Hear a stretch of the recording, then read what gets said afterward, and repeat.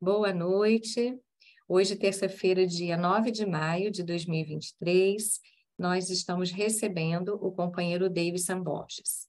Davidson é do Centro da Casa Espírita, Centro de Renovação Espiritual, na cidade de São Paulo, estado de São Paulo, e o Davidson hoje nos traz o tema A Cura pela Fé. Muito obrigada mais uma vez. A Priscila vai fazer a leitura da página inicial, seguida da prece.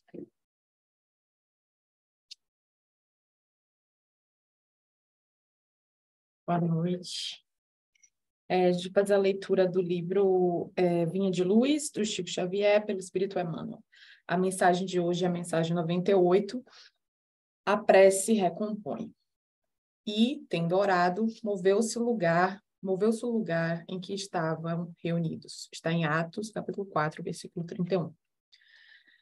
Na construção de simples casas de pedra, há que desprender longo esforço para ajustar ambiente próprio, removendo óbices, eliminando asperezas e melhorando a paisagem.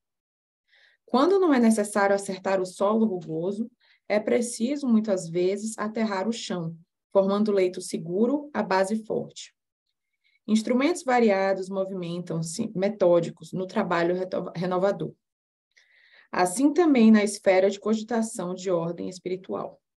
Na edificação da paz doméstica, na realização dos ideais generosos, no desdobramento de serviços edificantes, urge providenciar recursos ao entendimento geral, com vistas à cooperação e à responsabilidade, ao processo de ação imprescindível. E, sem dúvida, a prece representa a indispensável alavanca renovadora, demovendo obstáculos no terreno duro da incompreensão. A oração é divina na voz do Espírito no grande silêncio. Nem sempre se caracteriza por sons articulados na conceituação verbal, mas, invariavelmente, é prodigioso poder espiritual comunicando emoções e pensamentos, imagens e ideias, desfazendo empecilhos, limpando estradas, reformando concepções e melhorando o quadro mental em que nos cabe cumprir a tarefa a que o Pai nos convoca. Muitas vezes, nas lutas do discípulo sincero do Evangelho, a maioria dos afeiçoados não lhe entende os propósitos, os amigos deserdam, os familiares cedem à sombra e à ignorância. Entretanto, basta-se que ele se refugie no santuário da própria vida, emitindo as energias benéficas do amor e da compreensão, para que se mova na direção do mais alto, o lugar em que se demora com os seus. A prece tecida de inquietação e angústia não pode distanciar-se dos gritos desordenados de quem prefere a aflição e se entrega à imprudência, mas a oração tecida de harmonia e confiança é força, imprimindo direção à bússola de fé viva, recompondo a paisagem em que vivemos e traçando rumos novos para a vida superior. Vamos fazer nossa prece de abertura, então. Profundo.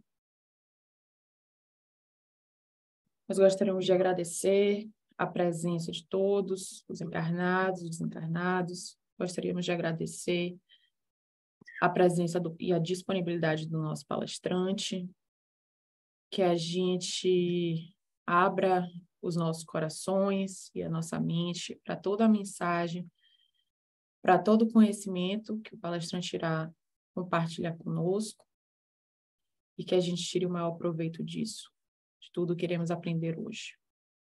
Que tenhamos uma boa noite. Sim, sim. Pode começar, Davidson. Boa palestra. Obrigado. Boa noite a todos mais uma vez. Então, hoje nós nos propomos a trazer esse tema, a cura pela fé. Para começarmos a desenvolver esse assunto, vamos lembrar o que a gente faz normalmente quando estamos doentes. Então, nós, seres humanos, sempre queremos o caminho mais fácil, apesar de sensato, né? Quando ficamos doentes, o que a gente faz? Procura o médico, e não está errado, né? Estamos dizendo que não tem que procurar o médico, mas procura o médico, O médico prescreve o remédio, a gente toma uma cápsula, uma química, né, para melhorar, para se curar. Ou quem é mais naturalista, um chá, né, toma um chá e depois fica esperando a cura, o corpo se recuperar. Né? Lógico que a gente tem na nossa evolução, na nossa conquista de trajeto evolutivo, a ciência também conquistou muitas coisas boas nessa área. Né? Então, essas coisas nós temos que usar, esses recursos da ciência. Né? Mas e o restante? E as nossas conquistas? É fácil terceirizar para o médico a nossa cura, para o remédio, para o chá, né? Mas e a nossa conquista? E a nossa parte? Então, a gente ficar com essa primeira questão inicial. O que estamos fazendo da nossa parte? Né? O ditado do Mestre Jesus é: ajuda-te e o céu te ajudará. Não é o céu te ajudará depois você se ajuda, né? É o contrário. Né? Então, nós temos que nos ajudar. Né? Não só terceirizar para o médico, para o remédio, para a injeção, para a vacina, e assim por diante. Né? Então, nós temos que começar por reforçar a nossa fé. Né? E o que seria a fé? Vamos tentar definir ao longo dos anos. Né? Alô, acho que eu caí? Não, não caí. Vamos tentar colocar aí ao longo dos anos em coisas que nós tivemos fé, que acreditamos. Né? Alô, parece que eu caí aqui ou não? Não, não, não, você Ah, está não, tá tudo conosco. ok, né? Tá, então tá bom. Ah, tá tudo ok. Meu computador deu uma travada aqui. Então tá, nós ao longo dos anos acreditamos em algumas coisas. Nós tivemos fé em tantas coisas erradas, vamos citar alguns exemplos aqui. Então, por exemplo, lá atrás, os navegadores tinham medo de sair de perto da costa da Europa, porque tinha uma história de monstros que existiam no mar. Né? E a gente sabe que não é nada disso, né, hoje. Muitas vezes, antigamente, tinham doenças que para nós não tinha cura. A pessoa pegou aquela doença, não tinha jeito, né? Ali é a óbito. E hoje são coisas simples de se curar. Né? Às vezes, com um remédio, com uma vacina, com uma cirurgia, se resolve. Também acreditávamos que o rei era o representante de Deus na terra, que ele era sábio. Né? E quantas barbaridades nós não concordamos, né, com esses reis que nós tínhamos que conviver. Né? Então, muitas vezes, nós concordamos com barbáries porque acreditávamos, realmente tínhamos a certeza que ele era o representante de Deus na terra. Na própria Roma, os romanos achavam que tinha uns caras aí chamados uns tal de cristão, né, que tinham umas ideias absurdas, que comparavam um romano, né, ser igual a qualquer um. Né? Uma pessoa, um escravo, uma pessoa simples, que não tinha posses, riquezas, títulos, né, e todos éramos iguais. Né? Para eles era uma ideia absurda. Né? Depois, mais à frente, voltando um pouco mais para a nossa época, nós fizemos as guerras santas. Jesus pregou tanto amor, mas nós acreditamos de fazer guerras santas, porque tínhamos que defender o cristianismo, ou uma região, um pedaço de terra. Também acreditamos que a escravidão era uma coisa certa, que tanto negro ou branco escravo até não tinha alma. Algumas religiões defendiam que não tinha alma, então tudo bem. Mais recentemente, nós acreditávamos até pouco tempo atrás, né? Talvez algumas pessoas ainda pensam assim, que eu casei para a vida toda. Eu acho que está muito ruim, né? Não vamos incentivar ninguém a se separar. Mas se está muito ruim, né? Por que não se separar e tentar reiniciar a vida? Mas não estamos incentivando ninguém a se separar por qualquer problema. Mas ninguém precisa ficar uma mulher sob o jugo de um homem bruto, truculento, e sofrer a vida toda. Né? Então, a união de almas que é para a vida toda, não a união de corpos. Nós acreditávamos nisso e não tínhamos leis até para fazer separação. Essa coisa recente. Né? Então, nós acreditamos em tantas coisas absurdas hoje para nós, né? Para a nossa fé hoje, são coisas absurdas, erradas, né? Que nos atrasou a evolução, por falta de conhecimento. Como dizia Jesus, é melhor rejeitar 99 verdades do que aceitar uma única mentira. Então, essas mentiras que nós aceitamos como verdadeiras, né? O Kardec também nos alertou sobre isso. Né? Que a fé tinha que estar de acordo com a ciência, a filosofia, a religião e outras religiões, né? Principalmente com a ciência, né, com a evolução das ideias, enfrentar a razão frente a frente em todas as épocas da humanidade. Ele nos alertou quanto a isso, né? O bom senso. Então, nós pecamos muito, erramos muito, porque tivemos fé em coisas sem base, sem fundamento. Então, essas ideias que nos dão essa base da fé, precisamos ver se elas estão corretas. Hoje nós temos a ciência nos informando pela física quântica, né? E nós temos algumas coisas que aconteceram nessas experiências dos cientistas. Uma delas é a experiência da dupla fenda. Os cientistas, eles começaram a esmiuçar, estudar a matéria, cada vez partículas menores, foram a fundo na matéria, e chegaram a um ponto que eles falaram, bom, mas como é que se comporta esse pedacinho, essa matéria aqui? Como é que se comporta? O que é a luz? Um fóton. Um fóton não tem peso nele, assim, mas ele tem alguma coisa, né? Então, eles estavam meio confusos quanto a isso. Foram estudar isso daí. A luz, algumas partículas. E alguns cientistas pensavam que algumas partículas se comportariam como pequenas bolinhas, como a ideia dos átomos antigos, né? E outras que não, que elas podem se comportar como onda. Onda é aquela pedra que a gente joga na água e ela emite um monte de ondas ao nosso redor, né? Inclusive, quando ela encontra um obstáculo, ela rodeia esse obstáculo e continua se propagando em várias direções. E aí, quando eles foram fazer a experiência, né, colocaram esse anteparo com duas fendas e bombardearam aí do elemento ali. E aquele cientista que acreditava que a matéria eram corpúsculos, né? Essa matéria aí se comportava como pequenas bolinhas, vamos dizer assim. Realmente desse resultado, formou duas no anteparo atrás, daquelas duas fendas passaram como se fosse bolinha e marcaram o fundo. E aí o outro cientista falou, não, eu acredito que é onda, né? Esse nível aí se comporta como onda. E colocou ali no anteparo e nada mais aconteceu do que ser divergente o resultado. Se esparramou várias interferências no fundo, como se tivesse mais de dois orifícios, ou seja, uma onda, ela se esparramou, né?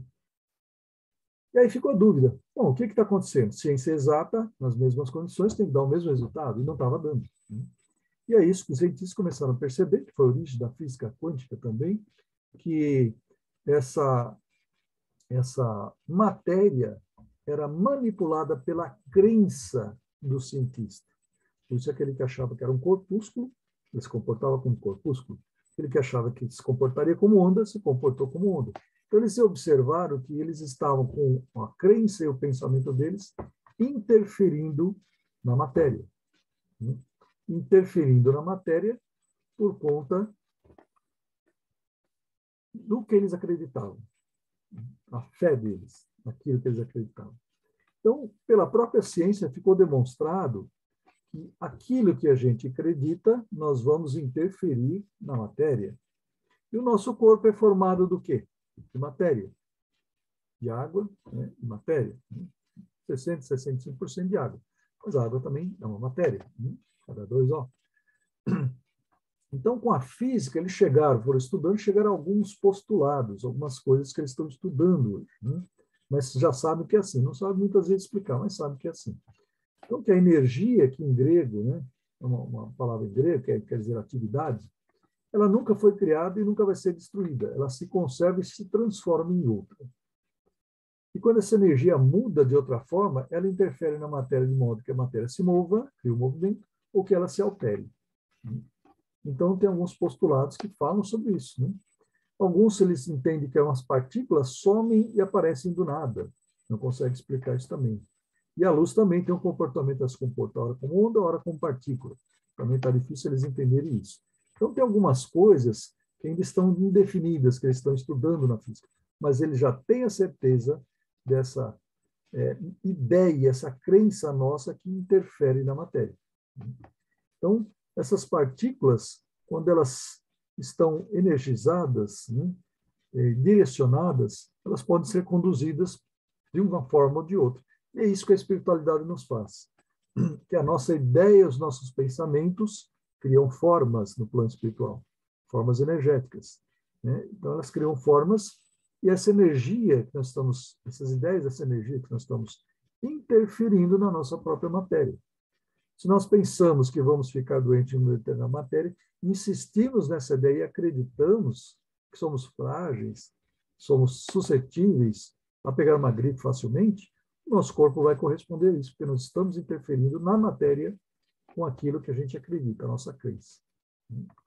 Então, nós precisamos mudar um pouquinho, desenvolver a nossa fé, mudar um pouquinho, para que ela tenha uma base mais sólida. Então, já acreditamos em tantas coisas que não eram verdadeiras, né? Precisamos continuar se desviando dessas ideias que não são verdadeiras, à luz da doutrina espírita e à luz da ciência. Então, para desenvolver uma fé, uma base mais sólida, ela tem que ser assim. Vamos citar um exemplo, né? E, por exemplo, como é que a gente sabe que não vai passar sede? Eu sei que eu não vou passar sede, é uma pergunta até absurda, né? Eu vou beber água em casa, na rua eu paro num bar, uma lanchonete, peço um refrigerante, entro no mercado e compro, sei lá, está na mão, né? Está na mão. Então, é um absurdo a gente pensar, devido à certeza que nós temos, que não vamos passar sede. Estando num grande centro urbano, né? Não no meio do deserto. Mas no centro urbano é um absurdo pensar isso. Então, a fé teria que ser assim tão natural quanto essa ideia. Nós sabemos que não vamos passar sede. Então, essas ideias que têm que ser naturais em nós através da fé, nós temos que desenvolver no nosso íntimo. A própria medicina hoje está associando a fé e orações, né, com melhoras na cura de pessoas que estão com problemas, com doenças até graves. Só que eles não podem, a medicina não pode escrever fé nem oração. Nós é que temos que fazer isso, é a nossa parte, como a gente colocou questionou agora há pouco. É a nossa parte. Então, vamos em busca da nossa parte.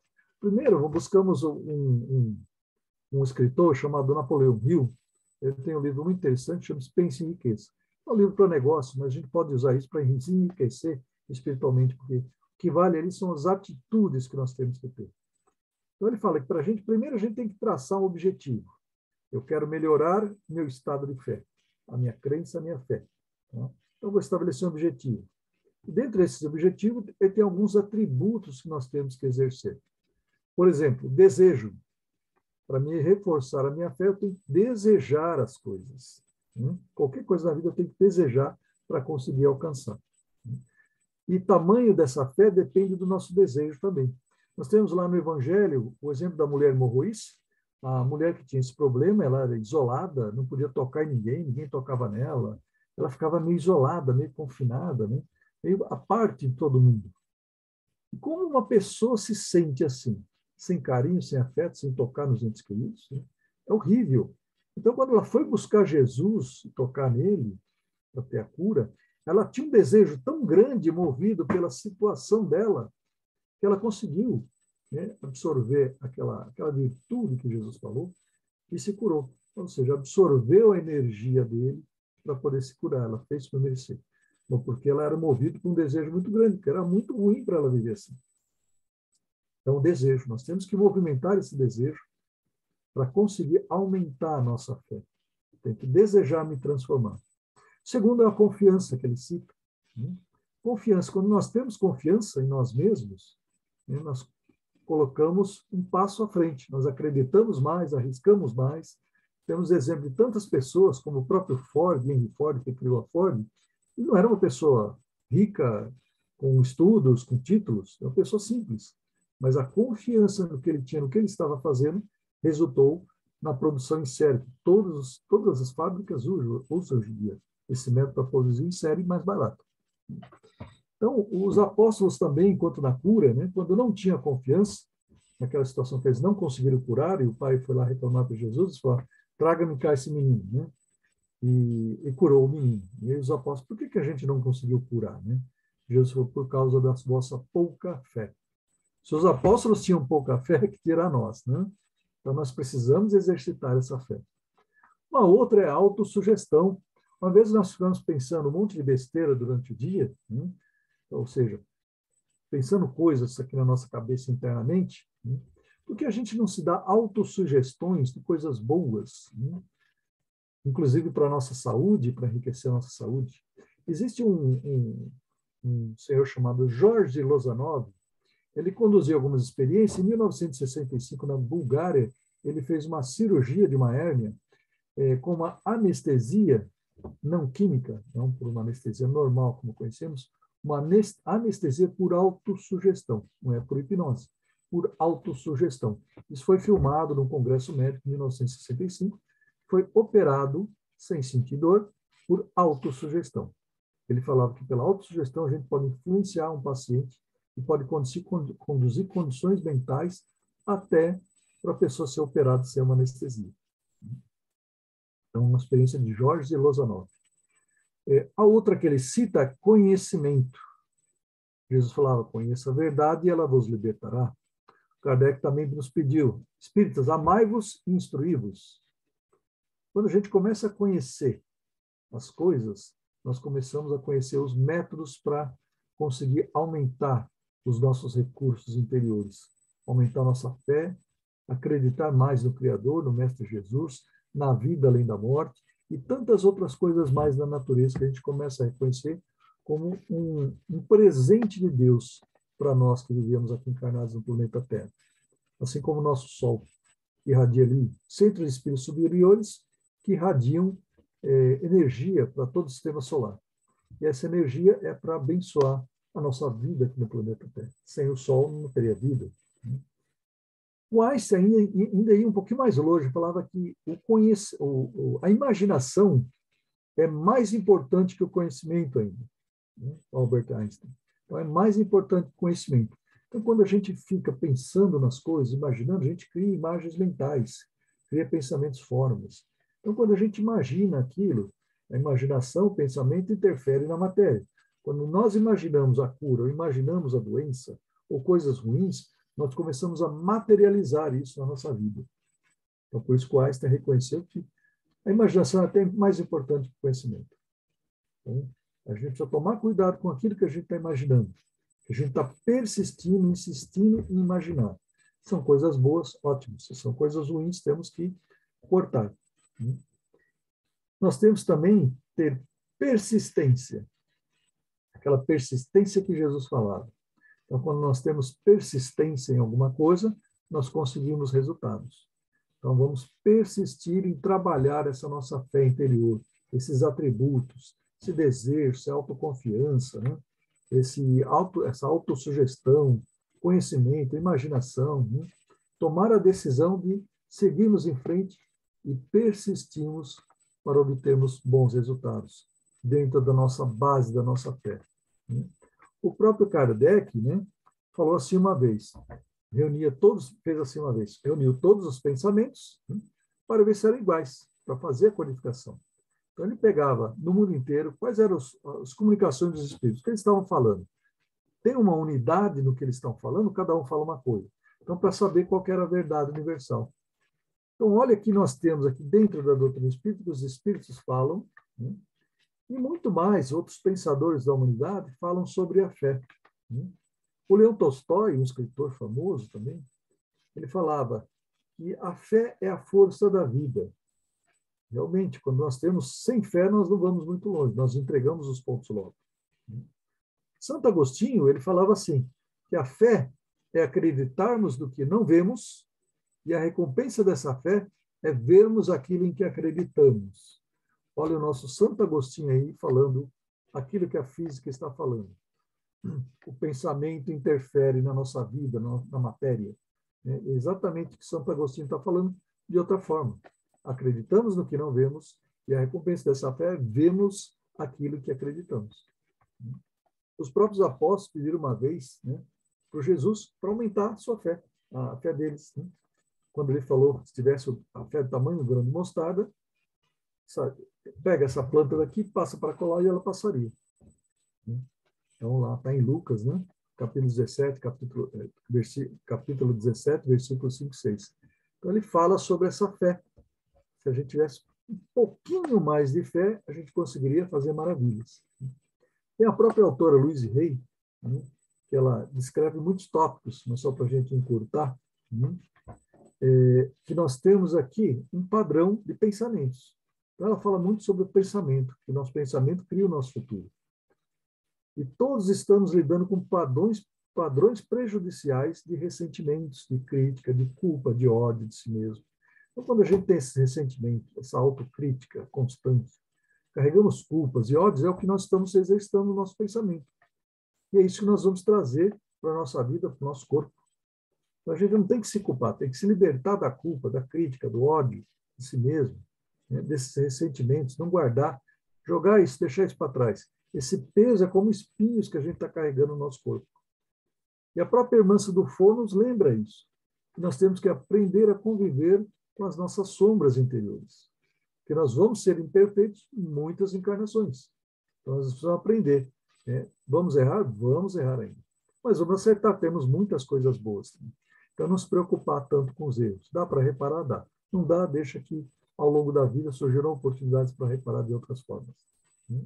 Então, Luiz Rey falava muito sobre isso, essa culpa, esses ressentimentos. Falava que tudo isso são apenas pensamentos. E quem são os donos dos nossos pensamentos? Somos nós. Então, se somos nós os donos dos nossos pensamentos, nós podemos mudar. Somente nós podemos mudar isso. Então, nós temos esse trabalho de mudar os nossos pensamentos, de pesquisar, né? É aquele trabalho interior de se autoconhecer. Pesquisar o que eu estou pensando, o que eu estou sentindo, que culpas, que ressentimentos eu carrego na alma. Para se despojar disso, para exercitar mais a minha autoconfiança, a minha fé. O próprio Norman Vincent Peale, para citar um pastor também de outra linha, né? Falava que a fé na cura, que quando ela for bem compreendida e aplicada, né, constitui um fator poderoso para debelar uma doença e restaurar a saúde. Ele conseguia muitos resultados, Norman Vincent Peale. Ele tem vários livros sobre o assunto, muito interessantes. Né? O próprio Lao Tse, vamos lá para a China agora, ele falava, fé é a atuação do invisível no visível. Mais uma vez, olha, quantos anos nós temos filósofos falando sobre isso? O próprio Paracelso, também ligado a essa área de saúde também, falava assim, seja objeto da sua fé verdadeiro ou falso, você obterá os mesmos resultados. Então, se é verdadeiro ou falso, lembrando aquilo que falamos lá no começo, se é verdadeiro ou falso, se você acreditar nisso, é o que vai acontecer na sua vida. Em termos de saúde, a mesma coisa. De doenças, a mesma coisa. E, já quase para encerrarmos, o Martin Claret, da editora Martin Claret, aqui, falava assim, fé é a perfeita fidelidade da imagem mentalizada com o objeto da mentalização. Mais uma vez, repetindo as mesmas coisas com outras palavras. Né? A importância da mentalização, que é esta palavra, a imaginação. E dentro do Evangelho segundo o Espiritismo, na página 48, Cura-te mesmo, do Miramês, que ele está citando o Evangelho segundo o Espiritismo, ele fala assim, que a fé é a substância das coisas pensadas. Então, ele fecha aqui no Evangelho segundo o Espiritismo, com o Espírito Miramês, dizendo que a fé é a substância das coisas pensadas. Então, se é uma substância, nós vamos direcionar a substância para algum lugar. Se forem coisas boas para o nosso corpo, ótimo. Se não forem coisas boas, podemos cair. Nós temos um caso, só para fechar, dar um exemplo aqui em São Paulo, esse rapaz era de São Bernardo, ele mora em Santos, tive a oportunidade de conversar com ele no final do ano passado, chama-se Daniel. Ele teve um problema, ele era professor de educação física, andava no mar, fazia alguma corrida, teve um problema de esclerose múltipla e começou a paralisar, ele ficou praticamente paralisado. Até que um dia ele tomou a decisão, um desejo aí, e a decisão de mudar, que ele começou a se alimentar mais naturalmente, acabou com os produtos industrializados, só de vez em quando para matar a vontade, mudou para Santos, mudou de ares, mudou o estresse que ele vivia no emprego, mudou um monte de coisa que ele fazia, para viver uma vida mais light, mais tranquila. E o que aconteceu? Ele foi se curando dessa doença, uma doença que os médicos em São Paulo estão estudando o caso dele. Ele está, a última vez que encontrei com ele, falou que está há 5 anos sem ter nenhuma crise e sem usar remédios. Nós estamos tirando a importância dos remédios aí, mas no caso dele, ele falou que não toma mais remédios. Então, é possível se curar? Nós estamos citando um caso de esclerose múltipla, que é uma doença terrível, complicada. E ele nada no mar, faz as coisas dele, trabalha, voltou a viver normalmente. Então, olha o tamanho, o exemplo. Não diz, mas Jesus, os santos. Não, nós podemos. Né? O Daniel é um jovem, 30 e poucos anos, né? Como nós. Né? Só que ele resolveu tomar a decisão firme de mudar. Um desejo firme enorme de mudar. A fé dele transformou ele. Né? E no Evangelho segundo o Espiritismo, para fecharmos os assuntos, temos lá um capítulo que fala de fé humana e fé divina. Da fé humana, ele fala assim, os Espíritos falam assim, temos que trabalhar a nossa fé, envolvendo o nosso desejo, vontade e a imaginação, com mais conhecimento das coisas, da ciência, da espiritualidade, dos fluidos, do nosso corpo e a interação com as leis do universo. Acreditando em si mesmo e aprendendo a usar as possibilidades mentais que Deus nos deu para curar a si mesmo. Como dissemos, não vamos terceirizar para os médicos apenas, vamos fazer a nossa parte, foi a nossa chamada lá no começo. Né? Então, a fé tem que ser uma fé, não simplesmente um ato, uma palavra. A fé, aquela fé que cura, tem que ser uma ciência de vida, um conhecimento de causa, com amor a si mesmo e ao próximo. Exercitar o eu posso, eu consigo me curar o meu próximo. Né? É aquela fé humana que nós temos que desenvolver, de conhecer os nossos potenciais e exercitar, para que nós possamos um dia, como os Espíritos dizem, sermos médicos de nós mesmos. Que assim seja. Graças a Deus. Davidson, você pode fazer a nossa prece final? Posso sim. Obrigada.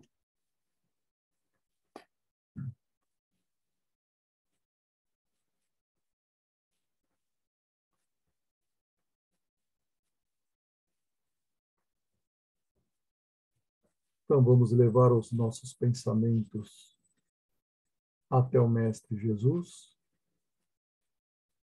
que é o nosso Pai Criador,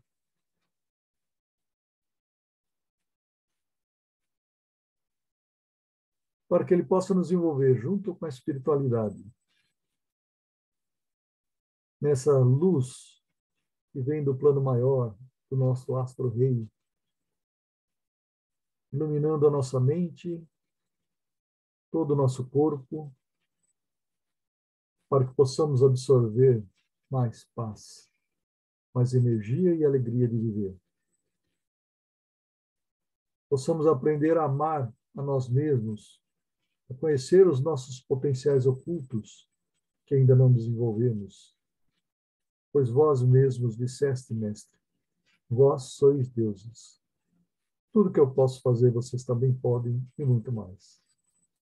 Ajuda-nos a aprender, nessas suas palavras, que nascemos como seres criados à imagem e semelhança de Deus, com todos os potenciais do universo em nós, para que possamos aprender de uma vez por todas, apesar dos 2000 anos que estamos em encarnação em encarnação, estudando, se desenvolvendo, aprender de uma vez por todas a amar a nós mesmos e ao nosso próximo como a si mesmos. Que assim seja, graças a Deus.